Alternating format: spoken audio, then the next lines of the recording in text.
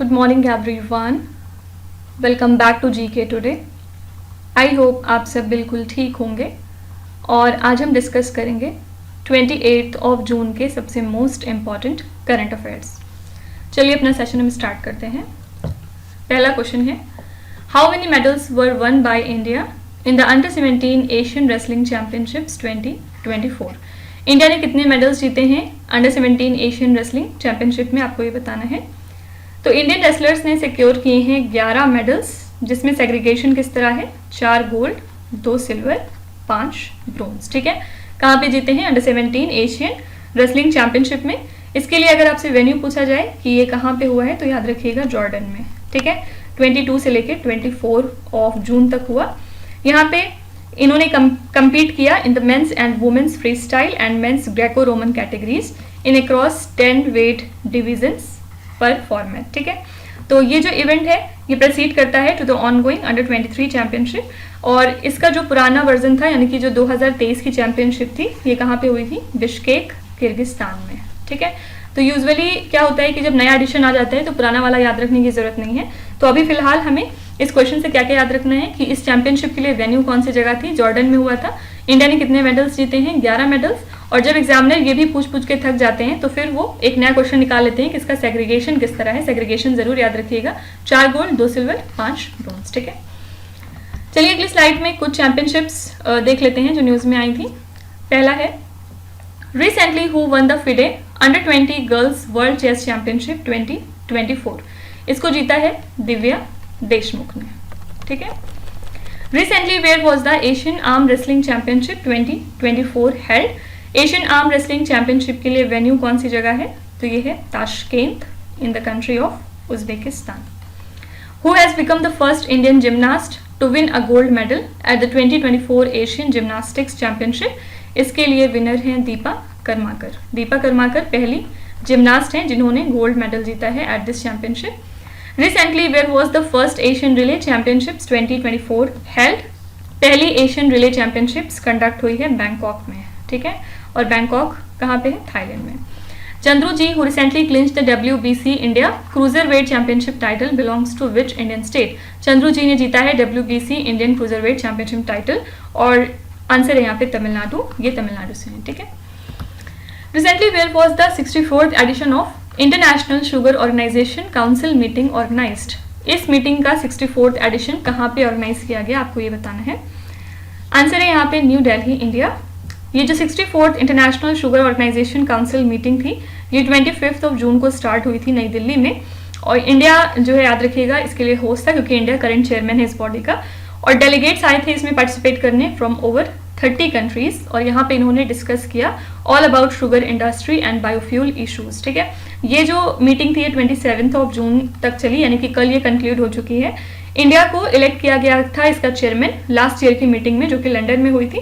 और इंडिया के बारे में एक चीज़ और याद रखिएगा कि ये सेकेंड लार्जेस्ट शुगर प्रोड्यूसर है और साथ ही लार्जेस्ट कंज्यूमर है ग्लोबल लेवल पे। ठीक है, क्योंकि हम 20% कंट्रीब्यूट करते हैं टू द ग्लोबल प्रोडक्शन और 50% तक कंज्यूम करते हैं। ठीक है, तो यहाँ पे बस हमें याद रखना है कि जो International Sugar Organization Council meeting का 64th एडिशन था उसके लिए वेन्यू कौन सी जगह थी, आंसर है नई दिल्ली, इंडिया। अगली स्लाइड में चलिए कुछ मीटिंग्स और कॉन्फ्रेंसेस देख लेते हैं जो हाल फिलहाल हुए हैं। Which country recently hosted the 46th edition of Antarctic Treaty Consultative Meeting? इस मीटिंग का जो 46th एडिशन था ये किसने होस्ट किया है, your answer is India. Recently where was the foreign minister meeting of the BRICS countries held? BRICS countries की foreign minister meeting conduct हुई है रशिया में। Recently where was the first Indo-Pacific Economic Framework for Prosperity Clean Economy Investor Forum meeting held? ये meeting हुई है Singapore में। ठीक है, फिर नेक्स्ट है, recently the central council for research in yoga and naturopathy in collaboration with SVYASA organised a conference on yoga for space at which place? Here answer is Bengaluru city, और international day of yoga कब होता है, 21 जून को world wide. ठीक है, recently where was the International Conference on Nuclear Security held? ये conduct हुई है कॉन्फ्रेंस वियना में, और वियना कहाँ है, ऑस्ट्रिया में। ठीक है, नेक्स्ट है, recently which state government has approved the establishment of one prime minister college of excellence in all the districts of the state under national education policy? कौन सी state government है जिसने approve किया है कि अब से one prime minister college of excellence establish होगा state के सभी डिस्ट्रिक्ट्स में अंडर नेशनल एजुकेशन पॉलिसी। तो ये स्टेट है मध्य प्रदेश, ठीक है। D option is the right answer. Madhya Pradesh में prime minister college of excellence को इनॉग्रेट किया जाएगा सभी 55 डिस्ट्रिक्ट्स में। कब? 1 जुलाई को। यहाँ पे चीफ मिनिस्टर कौन है? मोहन यादव, डॉक्टर मोहन यादव। इन्होंने अनाउंस की है साथ ही एक नई ड्रोन पॉलिसी, और यहाँ पे इन्होंने इस बात पे फोकस किया है कि किस तरह से टीचिंग को इन्हांस करने की जरूरत है for aviation, agriculture and artificial intelligence job opportunities, ठीक है। तो सारे कॉलेज में स्टैब्लिश होगा एक centre of traditional India knowledge, और इन्वायरमेंटल अवेयरनेस को प्रमोट किया जाएगा। एजुकेशनल गार्डन्स डेवलप किए जाएंगे सभी गवर्नमेंट, नॉन गवर्नमेंट और एडेड कॉलेजेस में। फाइन, तो यहाँ पे ये स्टेट है मध्य प्रदेश, ये मध्य प्रदेश का इनिशिएटिव है, ठीक है। चलिए कुछ स्टेट करंट अफेयर्स देखते हैं। पहला क्वेश्चन है, recently which state government has announced that state ministers will be responsible for paying their own income tax. ये डिसीजन लिया है मध्य प्रदेश ने। मध्य प्रदेश कैबिनेट ने डिसाइड किया है कि अब से जो भी यहाँ पे स्टेट मिनिस्टर्स हैं वो अपनी खुद की इनकम टैक्स अपने खुद के पैसों से भरेंगे, और इसी के साथ जो 1972 का रूल था जहाँ पे स्टेट गवर्नमेंट रिस्पॉन्सिबल होता था इन टैक्सेस को पे करने में, वो अब हटा दिया गया है, ठीक है। तो यहाँ पे चीफ मिनिस्टर मोहन यादव ने इस डिसीजन को अनाउंस किया है। इसी के साथ जो स्टेट की फाइनेंशियल रिस्पॉन्सिबिलिटी हुआ करती थी for the ministers income tax on salaries and perks, वो अब खत्म हो गई है। तो अब मध्य प्रदेश स्टेट में डिसीजन लिया गया है कि अब से जो भी स्टेट मिनिस्टर्स हैं वो अपना इनकम टैक्स खुद अपने पैसों से पे करेंगे। Recently, the Ministry of Coal has initiated India's first ever pilot project for underground coal gasification in which Indian state? तो मिनिस्ट्री ऑफ कोल ने इंडिया का पहला पायलट प्रोजेक्ट इनिशिएट किया है झारखंड स्टेट में for underground coal gasification. Which state government recently announced an increment in the annual income limit for the creamy layer of other backward classes from 6 lakh rupees to 8 lakh rupees? ये decision लिया है Haryana state ने। Recently, which state government has launched an intensified campaign to eradicate malaria from the state by the end of 2027? ये decision है UP का। UP ने ये campaign launch किया है जिससे कि मलेरिया को हम इरेडिकेट कर सकें स्टेट में। कब तक? बाय 2027। राजा पर्व recently seen in the news is an agricultural based festival of which Indian state? ये फेस्टिवल मनाया जाता है उड़ीसा में, ठीक है। One week, one theme campaign recently seen in the news is associated with which field? One week, one theme campaign किस field से related है? आपको यहाँ पे ये बताना है। आंसर हो जाएगा science and technology. Union minister हमारे डॉक्टर जितेंद्र सिंह ने लॉन्च किया है one week one theme campaign को, जिससे कि इंडिया के रिसेंट सक्सेस को हम हाईलाइट कर सकें in the field of science and technology. Purpose यहाँ पे क्या है? CSIR लैब को इंटीग्रेट कराना, इसके एफर्ट्स को बेसिकली, और ये इनिशिएटिव प्रमोट करता है इनोवेशन को, साथ ही सिटीजन्स को इससे बेनिफिट पहुंचेगा by creating employment opportunities, and इससे जो भी हमारे MSMEs हैं, स्टार्टअप्स हैं और रिसर्चर्स हैं वो एम्पावर होंगे। तो इस लॉन्च के तहत 24 टेक्नोलॉजी ट्रांसफर्स किए गए हैं बेसिकली, और ये कैंपेन अलाइन करता है with PM Modi's vision to extend scientific benefits beyond labs, जिससे कि लिविंग स्टैंडर्ड्स को हम इंप्रूव कर सकें, ठीक है। तो one week one theme campaign किस फील्ड या किस सेक्टर से रिलेटेड है? आंसर हो जाएगा साइंस एंड टेक्नोलॉजी। अगली स्लाइड में चलिए कुछ कैंपेन्स देख लेते हैं जो न्यूज में आए। पहला क्वेश्चन है, which non governmental organisation has recently launched a nationwide campaign named as पूरी पढ़ाई देश की भलाई? ये कैंपेन किस NGO ने लॉन्च किया है? यहाँ पे आंसर हो जाएगा आपका चाइल्ड राइट्स एंड यू, ठीक है। इन्होंने लॉन्च किया है पूरी पढ़ाई देश की भलाई को, जिससे कि जो फीमेल गर्ल्स होती हैं उनकी स्कूल अटेंडेंस को इन्हांस किया जाए नेशन वाइड लेवल पे। इंडिया के अंदर क्योंकि जो फीमेल लिटरेसी रेट है वो मेल से लैग करता है, और ड्रॉप आउट रेट बहुत ज़्यादा है रूरल एरियाज में बिफोर 5th ग्रेड, यानी कि 5th ग्रेड के पहले पहले बच्चियों को स्कूल छोड़ना पड़ जाता है। लेकिन फिर भी हम पिछले कुछ सालों से देख रहे हैं कि जो रूरल लिटरेसी है, रूरल वुमेन्स लिटरेसी, वो राइज हुई है बाय 26%।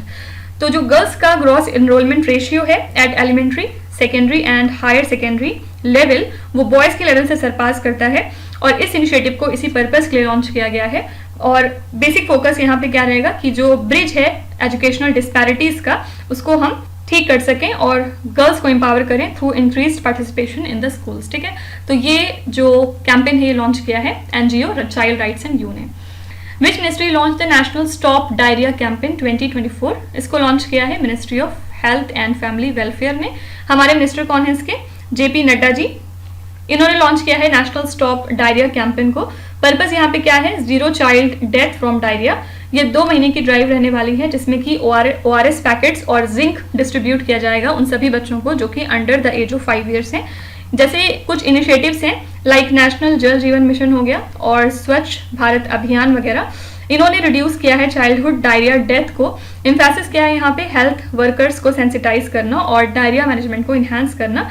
ऑफिशियल्स को रिक्वेस्ट किया गया है कि वो क्लीनलीनेस पे ध्यान दें और साथ ही प्रिवेंशन टारगेट्स के ऊपर फोकस करें, ठीक है। तो यहाँ पे ministry of health and family welfare ने लॉन्च किया है नेशनल स्टॉप डायरिया कैंपेन को। What is the name of the campaign launched by Prime Minister Narendra Modi on the World Environment Day 2024? Prime minister Narendra Modi ने एक campaign launch किया था world environment day के दिन, जिसको हम मनाते हैं 5 जून को हर साल। क्या नाम था इस कैंपेन का? इसका नाम था एक पेड़ माँ के नाम, ठीक है। और ये बेसिकली एफॉरेस्टेशन से रिलेटेड एक कैंपेन है। Recently, which state launched the Nakshatra Sabha, which is India's first astro tourism campaign? नक्षत्र सभा इंडिया का पहला एस्ट्रो टूरिज्म कैंपेन है जिसको लॉन्च किया है उत्तराखंड ने। Which state recently launched Pirul Lao Paise Pao campaign to prevent the forest fires in the state? Answer is Uttarakhand. Okay. What type of missile system is the Javelin recently seen in the news? Javelin किस तरह का missile system है, आपको यहाँ पे ये बताना है। तो ये एक man portable anti tank guided missile है।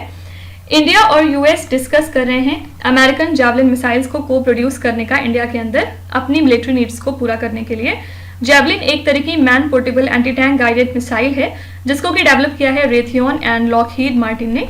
इसको डिजाइन किया गया है ताकि हैवली आर्मर्ड व्हीकल्स को डिफीट किया जाए और जो डिफरेंट टारगेट्स हैं लाइक बंकर्स एंड हेलीकॉप्टर्स, इनको भी टारगेट किया जाए।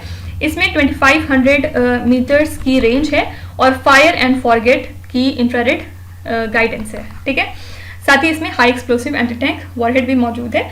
इसको आप शोल्डर से भी फायर कर सकते हैं और साथ ही व्हीकल पे भी रख के व्हीकल पे बेसिकली माउंट करके भी फायर कर सकते हैं। तो सिंपली याद रखिएगा जैवलिन एक man portable anti tank guided missile है। चलिए कुछ मिसाइल्स देखते हैं जो न्यूज में आए। पहला है Iskander M missile system recently seen in the news was developed by which country? Iskander M missile system है रशिया का। Which country has recently unveiled its new deep standoff long-range air-launched ballistic missile named as Air Laura? ये missile है Israel country की। Standard missile 6 recently seen in the news was developed by which country? ये US की है। Minu तिमैन 3 intercontinental ballistic missile recently seen in the news developed by which country? यहाँ पे answer हो जाएगा यूएस। और लास्ट है what kind of missile is IRIS-T missile recently seen in the news? ये एक एयर टू एयर मिसाइल है, ठीक है। Lake Natron recently seen in the news is located on the border of which 2 countries? Lake Natron कौन सी 2 countries के border पे located है, आपको ये बताना है। यहाँ पे आंसर हो जाएगा B option, Tanzania and Kenya.